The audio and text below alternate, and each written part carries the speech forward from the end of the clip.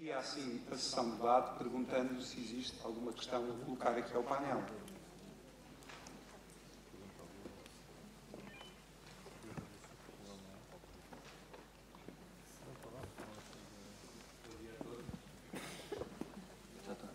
Bom dia a todos.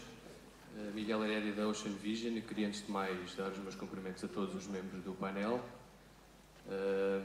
que conheço e considero bastante.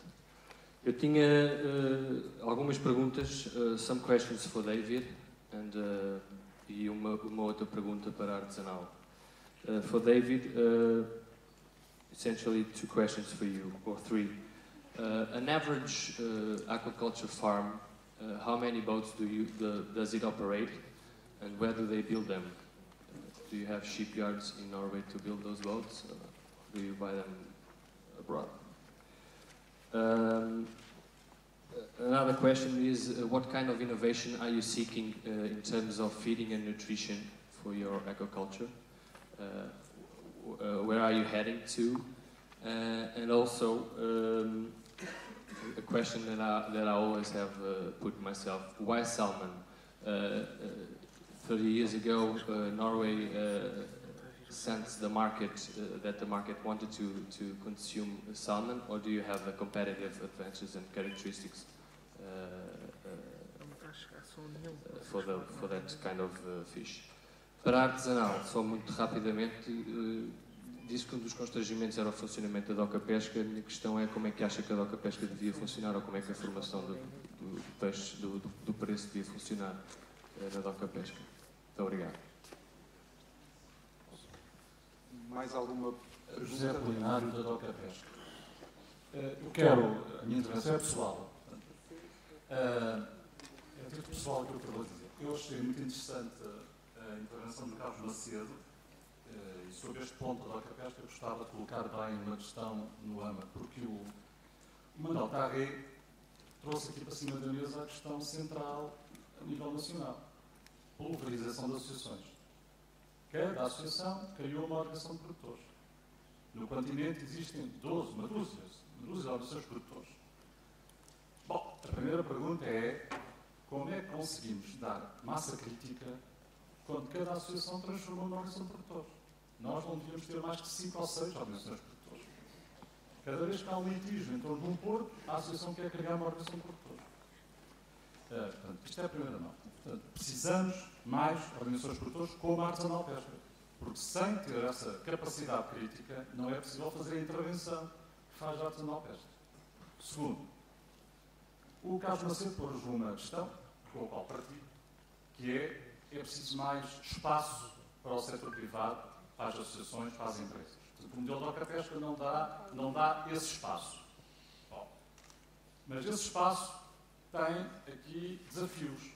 A Artesanal Pesca, porventura, é das poucas associações, organizações de produtores, que têm condições para assumir esse desafio. Mas ao longo do continente a generalidade não está. Vou já concluir. Mais perto. Ao longo do continente a generalidade não está. O que é que se passa na doca pesca? Durante muitos anos deu prejuízos operacionais.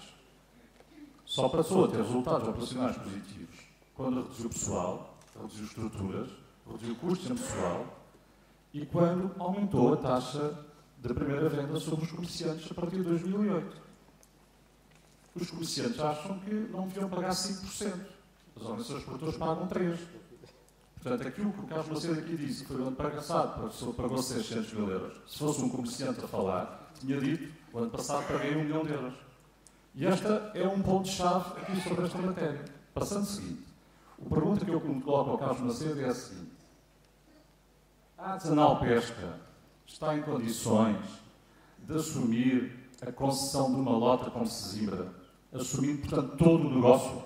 Isto é, pagar a concessão ao Estado pela utilização do espaço, garantir os pagamentos, garantir o crédito aos comerciantes e o pessoal, porque esse é que é o desafio. Porque eu devo dizer o seguinte: eu até acho que a Artesanal Pesca é talvez a única organização de produtores do país que está em condições de o fazer. E até acho que se calhar o modelo devia evoluir de uma forma gradual para um modelo de geometria variável, para haver mais espaço para os privados, mais espaço para as organizações de produtores. Porque só dessa base é que não estaríamos a discutir 600 mil euros. Estaríamos a discutir que a taxa saía para pagar os serviços veterinários, para pagar a estrutura, porque tudo o resto tinha que ser assegurado por quem assumisse a concessão. Porque não estou a ver que a questão seja passar dinheiro do Estado para assumir a lota ou o espaço, quando atualmente não há transferências do Estado, não há indenizações compensatórias. Toda a atividade gera-se com base nas taxas, mais sobre os comerciantes do que sobre os produtores. E, portanto, o desafio que está aqui colocado e a pergunta que queria colocar são estas duas. Não devíamos trabalhar para ter 5 ou 6 organizações produtoras no continente em vez de 12. 2.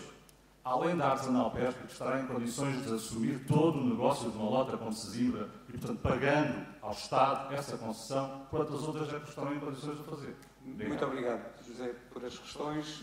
Fechava para já a recolha de questões e abria aqui, começando pela ordem.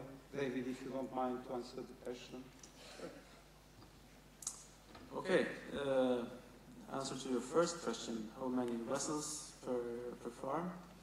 I would say, if you remember those pictures I showed you in the presentation, these small catamarans, I would say 1 to 2 vessels per farm.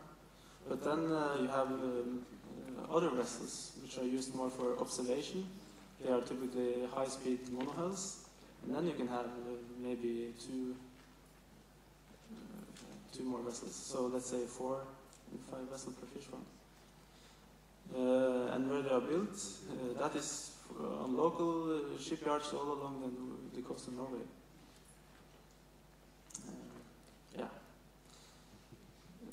And to your second question, I'm not sure I really got your question there, about feeding and nutrition. Yeah, what kind of innovation is SINTEF doing in those areas, or seeking or researching? Yes, that is, it's not my field of expertise, but I can try to answer. I know that there is a lot of research going on, and because as you might know, the fish feed, it needs some marine oils, which provide omega-3, etc. So there's a lot of research going on how to provide enough of these omega-3 fatty acids and oils. There have been a lot of tests on the use of let's say soybeans and raps in order to provide other type of oils for the feed, but it's not too good to use. You cannot use too much of this because you need some marine oils for the feed. And then comes into play the integrated aquaculture. If one can try to produce blue mussels and use them for the production of omega-3 oils. I don't know the answer, but I know that there are research going on these topics. So I guess that's the answer I can give you, but maybe I can direct you to other people if we can talk afterwards. Thank you, David. Carlos, se não se importa. Bom dia, uma vez. Eu se calhar ia aproveitar, se as pessoas que fizeram as perguntas também não se importarem, acho que também acabo por versar sobre o mesmo tema, por acabar por responder em conjunto, que era a pergunta de Miguel Herédia, que era do José Polinário. E para já agora também um pouco congratular-me com este aspecto também ter sido relevado ao fim e ao cabo da minha intervenção e das questões que foram colocadas. Espero que daqui se abra um debate realmente mais abrangente para que podemos chegar a algumas conclusões e que possa existir uma efetiva evolução daquilo que é o mercado de primeira venda e, obviamente, do papel da Doca Pesca, que está intimamente relacionado com isso. Respondendo a algumas questões que foram colocadas, eu também defendo realmente que, e isso é um bocado o espelho daquilo que diz o trabalho da artesanal pesca, não só perante os armadores, mas isso também devia ser passado perante aqueles que os representam, ou seja, também acho que a proliferação de entidades representantes da armação e dos pescadores não ajudam ao desenvolvimento do setor e realmente ainda não se percebeu, falando agora na questão das organizações de produtores, de que forma é que estas se organizam, para não ocorrer um pouco aquilo que foi levantado por José Polinário, de que em cada porto ou como disse o Manuel Tarré, por desavenças, surge uma associação, surge outra OP, e devemos pensar, eu acho que as OPs deviam ter um de dois tipos de organização que poderiam ser combinados. Ou representavam um porto, ou estavam vocacionados para determinada espécie ou determinadas espécies. E isto muitas das vezes não acontece. E assim depois é mais difícil, obviamente, ter escala e ter capacidade de intervenção. Depois, a questão começava agora por se a artesanal pesca, a questão que foi colocada diretamente, se sentia em condições para poder assumir aquilo que é o papel, neste momento, da DOCA Pesca, nomeadamente no Porto de Simbra, que é o porto onde nós estamos implantados. A resposta é clara, é sim. Nós já o tentámos fazer. Já agora a questão que levou a que hoje em dia a DOCA Pesca também tivesse resultados positivos, decorreu de, penso que em 2010, foi feito um estudo, encomendado um estudo pela direção da DOCA Pesca ou pela tutela, no sentido de avaliar quais seriam os caminhos da DOCA Pesca que se encontrava nessa encruzilhada de acumular resultados negativos. E, resumindo a coisa muito brevemente, foram apontados dois caminhos. Um era a concessão dos serviços, que nós, nessa altura, defendemos que devia ser assim, apesar de, percebendo as diversas realidades, e já lá chegarei, mas que essa concessão devia ser àqueles que são os responsáveis pela captura, deviam ser os representantes da armação e dos pescadores a ter esse papel, quando fosse possível, obviamente. E o outro caminho era aumentar as taxas. Escolheu-se o caminho mais simples. Aumentaram-se as taxas, e apesar de se dizerem que as taxas, obviamente, foram aumentadas ao comerciante, obviamente que isso teve direto reflexo naquele que captura o peixe. E a verdade é que, se a artesanal pesca fosse um comerciante, também não teria o custo acrescido, porque todo aquele peixe que compra é comprado por contrato, e isso também tem um abaixamento das taxas. Independentemente disso, eu acho que não consigo conceber também que hoje em dia, e sobretudo nos esportes que têm, sobretudo, importância, não tanto no setor económico do transporte marítimo, mas sobretudo na área da pesca, que existam mais do que uma entidade pública com jurisdição sobre o espaço, e em que depois existem, só para relatar o caso que conheço melhor, que é do Porto de Simbra, existe uma administração portuária que depois concede parte da gestão do espaço, a maioria à DOCA Pesca, e existem ali duas entidades que, na minha opinião, deveria existir só uma. E isto também traz constrangimentos e, obviamente, também trará, custos.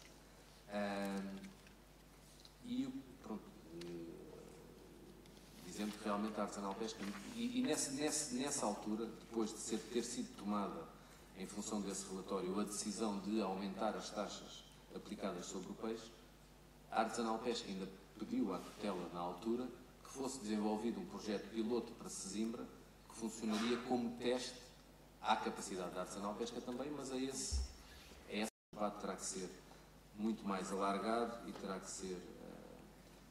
todos os aspectos deverão ser pesados, mas deve-se perceber que eu acho que, tal como estamos, não caminhamos para nada melhor. E temos que pensar realmente o que é que queremos e para onde é que queremos ir e de que formas é que podemos fazer isso. E se calhar isso passará também por alguns testes. É verdade que aquilo que foi dito por José Apolinário é verdadeiro. Não existem em todos os portos organizações com a capacidade de fazer isso. Mas isso também não deve ser impedimento a que se faça algo e que isso possa potenciar o desenvolvimento noutros sítios. Porque, ao fim e ao cabo, acaba por ser assim. Tem que haver alguém que comece a puxar a carroça para que se perceba que há uma mais-valia daí decorrente e que os processos começam a desenvolver. Só para concretizar e ir um bocadinho mais de encontro àquilo que era perguntado pelo Miguel Herédia, eu acho que realmente o papel da DOCA Pesca deve passar, sobretudo, por um papel de gestão da atividade,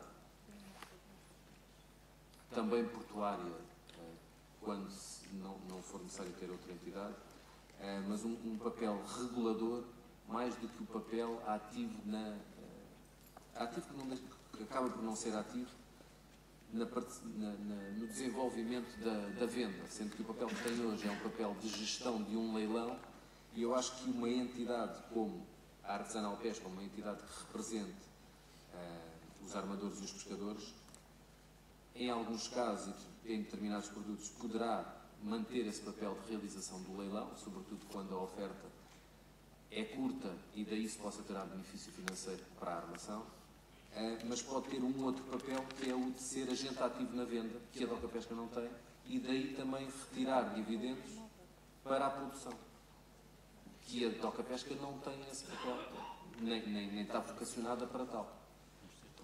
E se calhar ficaria por aqui, agradecendo as perguntas também.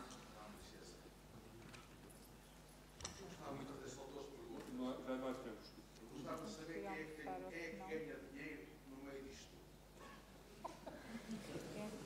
tudo. Sou capaz de saber. Muito obrigado por essa questão, já foi entendida uma breve resposta. Vocês falam, mas não dizem a verdade. Quem é que ganha o dinheiro? É os supermercados. São aqueles que já risco. Nós estamos recuados 10 ou 15 anos. Jerónimo Martins, quando veio ao Brasil, tinha falida. Depois, o dono ou o segundo oficial da Marca de Portugal.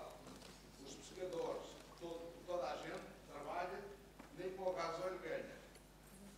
E quem não exportar, e quem der hoje um cliente como a Sanai e como a Jerónimo Martins, fecha as portas. Porque todos os produtores do peixe que não exportaram e que não abriram os olhos para o mundo, estão todos falidos. Vocês sabem disso, não? Muito Vocês obrigado. falam, mas são todos os poetas, vocês não sabem o que é que vão dizer. Muito obrigado, mas agora tem mesmo um breve comentário. Não, só um breve comentário e também as grandes superfícies têm os seus problemas, têm a sua forma também de defender o seu negócio. Se calhar tem um peso demasiado grande na estrutura do setor alimentar em Portugal, mas isso é uma questão sobre a qual eu não me vou debater, mas sem querer demonizar ou diabolizar aquilo que são o papel das grandes superfícies, eu acho que isto acaba por reforçar aquilo que eu estou a dizer, no sentido em que a única forma de se equiparar e de poder defender o setor produtivo é ter escala suficiente para poder olhar olhos nos olhos aqueles que compram o seu produto, nomeadamente as grandes superfícies. Muito obrigado.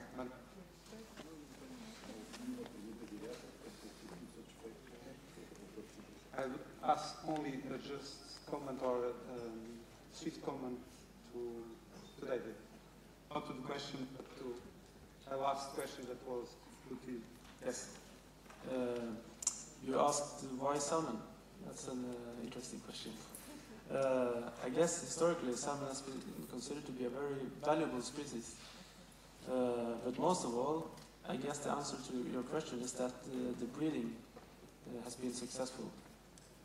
So they have been able to breed salmon in a controlled manner.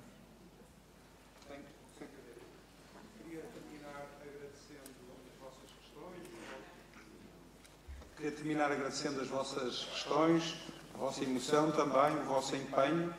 Agradecer aqui aos oradores os excelentes exemplos que nos deram e, acima de tudo, a elegância dos desafios que colocaram uns aos outros, o que revela que, de facto, a fileira alimentar é uma fileira não só sólida em termos económicos, apesar das dificuldades, mas com uma grande maturidade e prevê-se um bom futuro para ela. Muito obrigado. Estamos no intervalo para o almoço e recordar que às 14h40 devemos estar aqui para, às 14h45, darmos início ao painel do desporto. Aqui e no auditório 2 vamos dar início a um seminário que vai decorrer durante a parte da tarde, sob a orientação do engenheiro Miguel Sequeira, diretor-geral dos Recursos Naturais, Segurança e Serviços Marítimos, que está aqui presente de cumprimento, e que vai ser esse seminário sobre agricultura, presente e futuro, em que se vai debater mais este setor, em que haverá, sobretudo, muito mais tempo para diálogo entre os diversos especialistas. Portanto, muito obrigado e juntamos aqui ou ali às 14h40 para às 14h45 darmos início aos respectivos painéis. Muito obrigado. Até já. os comércios não se pagam assim. Vamos ter que harmonizar a taxa. Ou harmonizar